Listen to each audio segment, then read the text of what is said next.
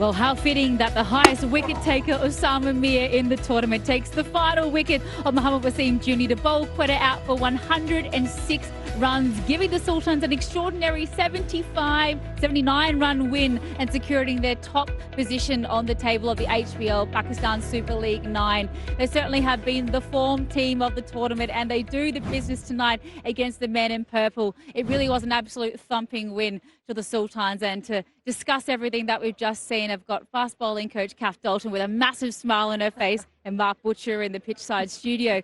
Kath, I mean, you couldn't have asked for a better way to finish off the round league of the comp, could you?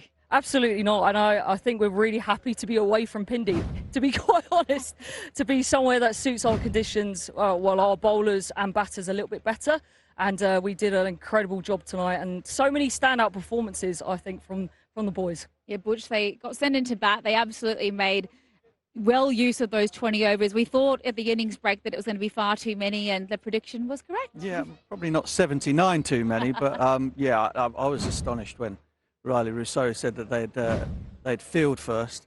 And then having said that, it was wonderful to watch Multan Sultans go through their playbook, really, which is to get off to a steady start, not lose too many wickets, set the game up for the beasts at the back end. And they ended up, to my mind, probably about 20, 25 over par, maybe, for the conditions. And then the fast bowlers, thanks to Kath here, of course, who takes all the credit, came out and did a wonderful job of just smashing away at a length on a difficult pitch to pick up length on, or at least to be able to score when you bowled over the top of off stump. And it was perfect cricket, really, absolutely perfect, and very, very worrying for the other teams in the playoffs, because all the games are going to be played here at Karachi, and as Kath said, it really suits the way Multan plays. Oh, absolutely did, and we'll take a little look at the match summary of exactly how everything unfolded as well. Well, Multan Sultans, they were sent in to bat, and Mohammad Rizwan, ever consistent, 69 of 47 up the top. And Johnson Charles, he got an opportunity, Kath, and he's really making it count the last couple of games. Yeah, he definitely is. He's probably the most relaxed man in world cricket. He's so chilled on the sideline, but he goes out there and he's so positive from the get-go, and that's what we love about him. We just wanted to give him as much opportunity to go and do that tonight. You know, sometimes it's not difficult against spin, but he did that, he executed, and he's a serious striker for cricket. He has some big sixes there, Bush.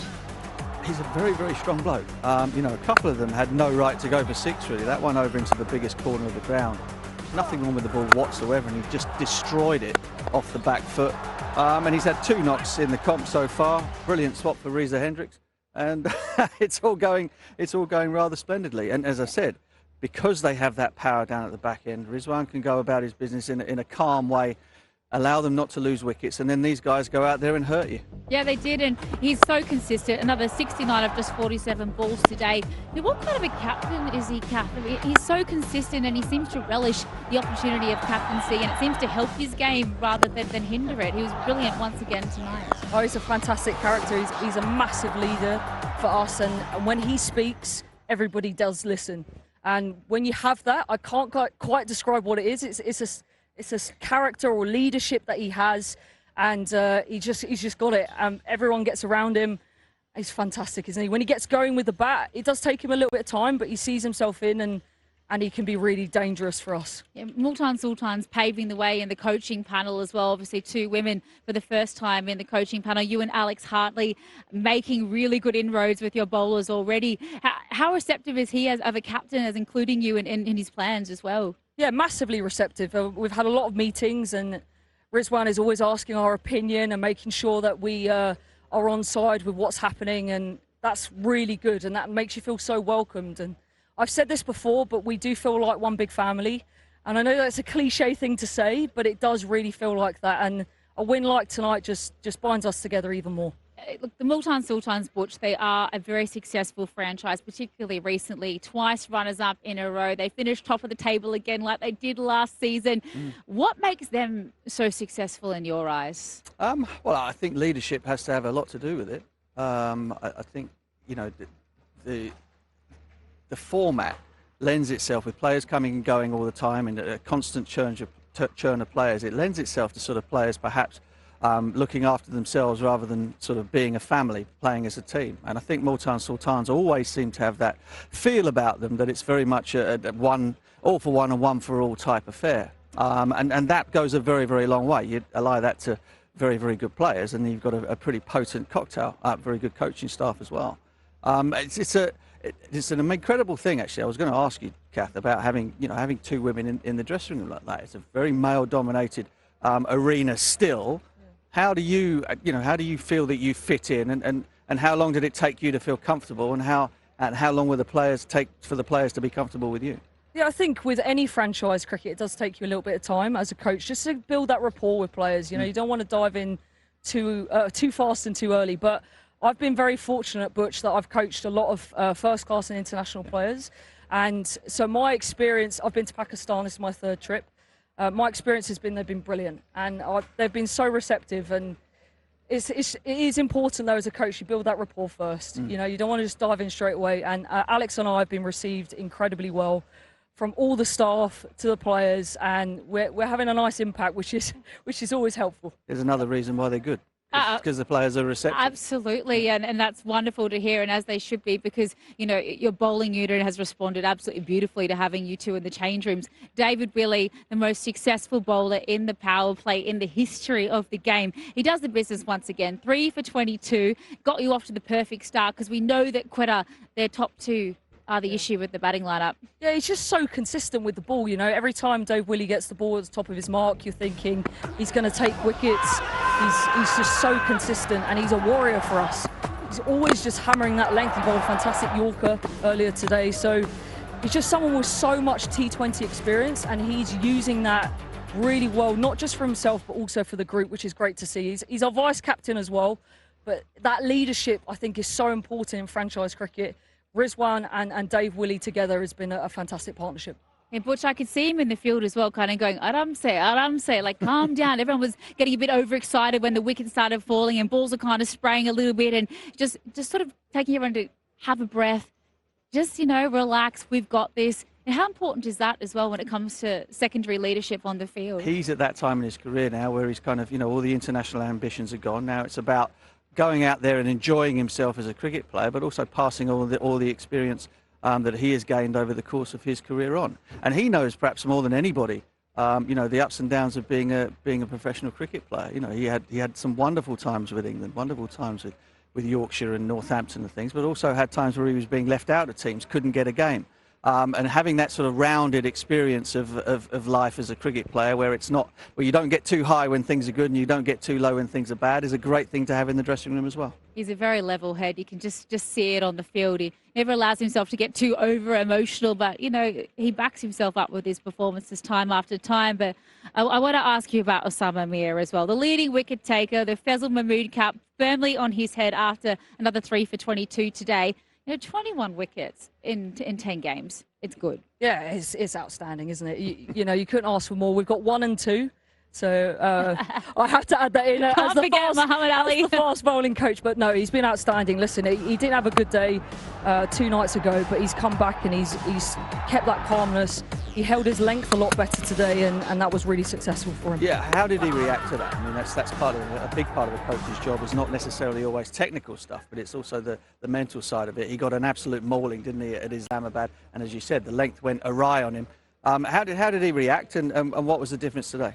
Really positively, actually. He looked at his footage, he realised what he was doing. He obviously worked with Alex on that. But yeah, he looked at what he didn't do that well and that successfully, and has put it right today. And I think that's a sign of a very good player, to be that composed after, as you said, things didn't go his way. But that composure is what we want, and we want everybody firing at this stage of the competition. This is the crunch time now, and we're ready to go. And most importantly, you get 2 chances at it now. Kath, congratulations. Just a really epic performance by the entire team. We'll let you go celebrate now. Thanks for joining us. Thank you very much for having me. Oh, absolute treasure, and what a wonderful addition she's been to the Multan Sultans bowling unit. As we take a little look at the wickets that fell today, well, Mark Butcher, they took all 10. Yeah, it did.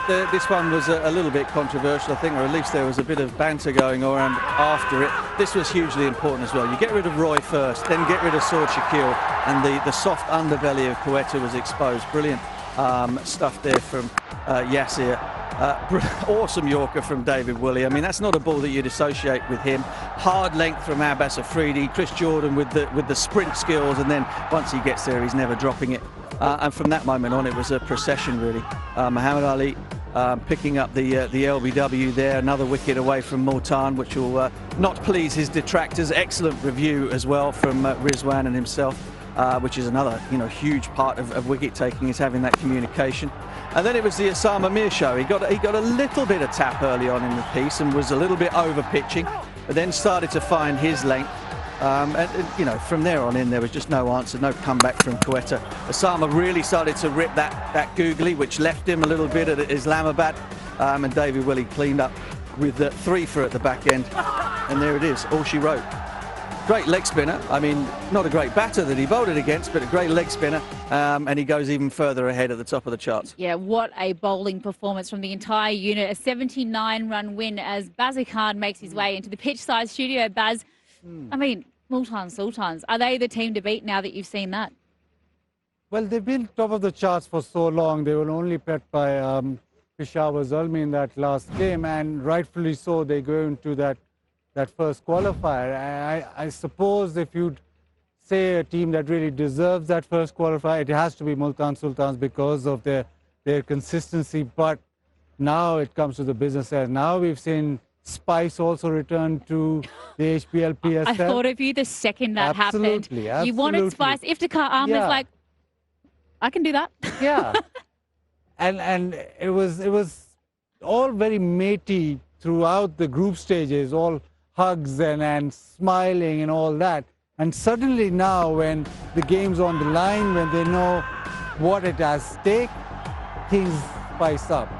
As he's had a few words as Iftikhar. Jason Roy was frustrated anyway. I think the way that he batted, maybe he deserved a little bit of a send-off, but that's exactly what you want at the HPL PSL, and the reaction, and it just carried on and on. He didn't like it, did he, Butch? No, I mean, it's one of those things that once you've got a player out, it's kind of, the job has been done, and some players take great exception to being shown the way off to the dressing room, shall we say. So, listen, if they meet again in the over the course of the finals, then I'm sure that will be rekindled, and Baz will be a very, very happy man. He didn't get enough hugs when he was a kid, did Baz? So he likes seeing people get upset with one another. Yeah, well, the action on the field is hotting up, and it doesn't stop there, of course, because it's time for the playoffs. After a day off tomorrow, we're straight into the business end of the HBL Pakistan Super League 9. We now know the Multan Sultans will play the qualifier against Peshawar Zalmi on the 14th of March. And Islamabad United, they'll be taking on Quetta in Eliminator 1. Well, whoever wins the qualifier, they go straight through to the big dance. But Peshawar Zalmi or Multan Sultans, either one of them will have to battle it out against whoever wins that Eliminator to the qualifier. And oh my goodness, almost salivating at thinking what we're looking forward to in the next couple of days. Bazir Khan, I mean, it's been a really long tournament, but a really exciting one. And it just feels like it's peaking at the right moment. If we have another final ball thriller, I mean, we didn't tonight, but, gosh, the excitement's been overwhelming. Yeah, the last 3 days it's been last ball, last ball, last ball. It was, and in Rawalpindi there was a last ball there. So, yeah, and now you come to the playoffs. Now everything is at stake. Now, do you win the toss and put the opposition in? It is not a venue where you do that. It's not as simple venue as the other venues. And you look at the pitch and it can behave differently. It offers something to the spinners as well. So you can't have any preconceived notions coming to the game. Okay, we win the toss, we'll chase. You look at the pitch and you think maybe it runs on the board. So a lot of tactics also come in. All right, no fence sitting here, gentlemen. I want to know now, we've seen enough. Butch, who is your team? Who has got it? On surfaces that have played like most of the ones here in Karachi, I can't see anybody beating Multan. But if you do play Multan, for goodness sake, don't stick them in. Don't let them back. Don't stick them in. Make them have a chase and give them something to think about in terms of having their pace-dominated bowling lineup. But they look a fabulous side to me. That power hitting through the middle is very frightening. Yeah, and Bazir Khan, I know you're a Pindi boy, you're an Islamabad boy. Is it United? No, I'm not backing United. Okay, well, who is it? Tell me. I'm going for the underdog. Quetta Gladiators. Oh, okay. Well, the first time in 4 seasons they've made the playoffs. Exactly. We didn't see the best of them today, but they're better than that. And Riley Russo has to come good. If he does come good, he can win you a couple of games on his own. So I'm still backing Quetta. And Jason Roy as well, Butch. I mean, we haven't seen the best of him for quite a while now, but when he goes off, he goes big. Yeah, listen, there are fabulous players in all of the teams. You know, any of them on their day can beat anybody. The only thing that's been missing so far is the crowd, right? So if you're in the Karachi area, or if you're supporting any of these other teams, get yourselves down here to the National Stadium for these finals, okay? Please. And also a super over. Oh, he stop wants it, to Bassett. super. I'm going to Yeah. cut you off right there. Let's take a little look, of course. The first game we're going to see in the playoffs is between Peshawar Zalmi and the Multan Sultans. That's all from us at the Pitchside studio. Thank you for joining us for the round games, but the action's hotting up, so we'll see you in a couple of days.